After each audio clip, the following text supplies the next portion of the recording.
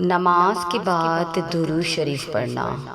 نماز کے بعد درود شریف پڑھنے کا مقام ابو موسیٰ المدنی وغیرہ نے ذکر کیا ہے اور اس کے متعلق وہ حکایات لکھی ہے جو ابن بشکوال، ابو موسیٰ عبد الغنی اور ابن سعد نے تحریر کی ہے۔ تمام کی سند ابو بکر محمد بن عمر تک پہنچتی ہے۔ فرماتے ہیں، میں ابو بکر بن مجاہد کے پاس تھا کہ الشبیلہ آ گئے۔ ابو بکر بن مجاہد کھڑے ہو گئے اور معاقنہ کیا اور ان کی پیشانی کو بوسہ دیا۔ ابو بکر بن محمد فرماتے ہیں، میں نے ابو بکر بن مجاہد سے عرض کی، جناب آپ نے شبلی کی اتنی کیوں تعظیم بجا لائی، جبکہ بغداد کے تمام لوگ اسے دیوانہ کہتے ہیں؟ انہوں نے فرمایا، میں نے تو ان کے ساتھ وہی سلوک کیا جو میں نے ان کے ساتھ حضور صلی اللہ علیہ وآلہ وسلم کو کرتے دیکھا۔ میں نے خواب میں دیکھا کہ شبلی بارگاہ نبوت میں حاضر ہوئے، حضور صلی اللہ علیہ وآلہ وسلم ان کے لیے کھڑے ہوئے، پھر ان کی پیشانی پر بوسہ دیا۔ میں نے عرض کی، یا رسول اللہ، آپ نے شبلی کے ساتھ ایسا محبت برا سلوک کیوں فرمایا؟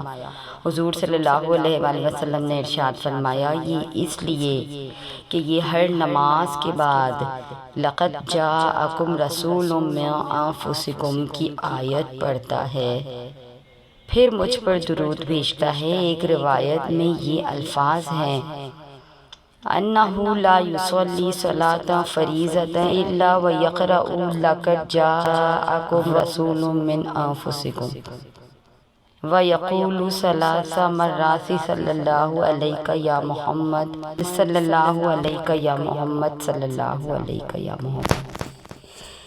یعنی یہ ہر فرض نماز کے بعد لقد جاءکم رسول من انفسکم کی آیت تلاوت کرتا ہے اور 3 مرتبہ صلی اللہ علیہ یا رسول اللہ پڑھتا ہے۔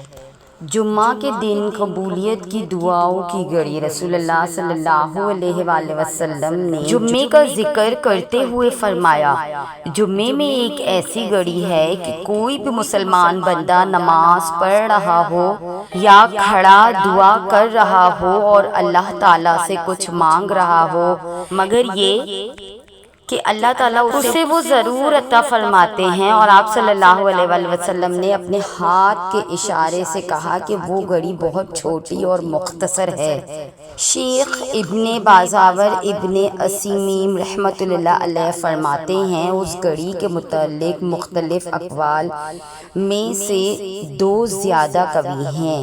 پہلی گھڑی جب خطیب خطبہ جمعہ کے لیے آ کر بیٹھے اس وقت سے لے کر نماز ختم ہونے تک، دوسری عصر کے بعد آخری پہر میں۔ جمعے کے دن کثرت سے درود و پاک پڑھیے۔ درود و سلام دنیا کے غموں کا مداوا۔ حضرت ابی ابن کعب رضی اللہ تعالی عنہ فرماتے ہیں، میں نے عرض کیا، یا رسول اللہ، میں آپ پر کثرت کے ساتھ درود پڑھتا ہوں، میں اپنی دعا کا کتنا حصہ آپ پر درود کے لیے مقرر کروں؟ آپ صلی اللہ علیہ وآلہ وسلم نے فرمایا، جتنا تم پسند کرو۔ میں نے عرض کیا، 1/4۔ آپ صلی اللہ علیہ وآلہ وسلم نے فرمایا، ٹھیک ہے، لیکن اگر کچھ اور بڑھا دو تو بہتر ہے۔ میں نے عرض کیا، کیا آدھا حصہ؟ آپ صلی اللہ علیہ وآلہ وسلم نے فرمایا، ٹھیک ہے، لیکن اگر کچھ اور بڑھا دو تو بہتر ہے۔ میں نے عرض کیا، 2/3۔ فرمایا، اس میں بھی اضافہ کر دو تو بہتر ہے۔ میں نے عرض کیا، میں اپنی ساری دعا کا وقت آپ پر درود کے لیے وقف کر دوں گا۔ آپ صلی اللہ علیہ وآلہ وسلم نے فرمایا، استغفی ہمک ویغفر لک ذنبک، تب تو تیرا ہر غم دور ہوگا اور ہر گناہ معاف کر دیا جائے گا۔ جمعہ مبارک۔ صلی اللہ علی حبیبی محمد وعلی آلہ وسلم۔ درود شریف وہ عمل ہے جس کو پڑھنے والا رسول اللہ صلی اللہ علیہ وآلہ وسلم کی نگاہ کرم میں رہتا ہے۔ یہ واقعہ ایک گھر میں کام کرنے والی ایک لڑکی کا ہے۔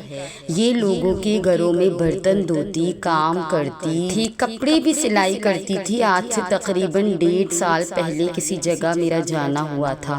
वहाँ काम कर रही थी। उसने मुझसे पूछा, आप मुझे भी बताएं कुछ, मैं कुछ पढ़ूं, अल्लाह करम फरमा दे। मैंने उसे दुरूद खिज़री पढ़ने का मशवरा दिया था। कुछ दिन पहले मुझे मैसेज आया, उसने मुझे बताया कि मैं वही लड़की हूँ जनाब, मैं रोज़ाना 5000 दुरूद खिज़री पढ़ती हूँ और बहुत रो रो कर दुआ करती हूँ। अल्लाह ने फ़ज़ल किया, अब अल्लाह के फ़ज़ल से अपनी एक छोटी सी बुटीक और ये सब कुछ रसूलुल्लाह सल्लल्लाहु अलैहि वसल्लम पर दुरूद पढ़ने का सिला है। अल्लाह ने अता फरमाया, दुरूद ने मेरी ज़िंदगी बदल दी, मेरी ज़िंदगी बदल के रख दी कि मेरे दीन और दुनिया दोनों संवर गई, और दुरूद आपकी दुनिया और आखिरत दोनों का ज़ामिन है, और दुरूद पढ़ो भलाई आपका मुक़द्दर बनेगी। दुरूद शरीफ की रहमत और बरकत। तो ये थी हमारी आज की वीडियो। अगर आप हमारी इस काविश को पसंद करते हैं तो हमारे चैनल को सब्सक्राइब करके हमारे साथ जुड़ जाइए। जज़ाकल्लाह।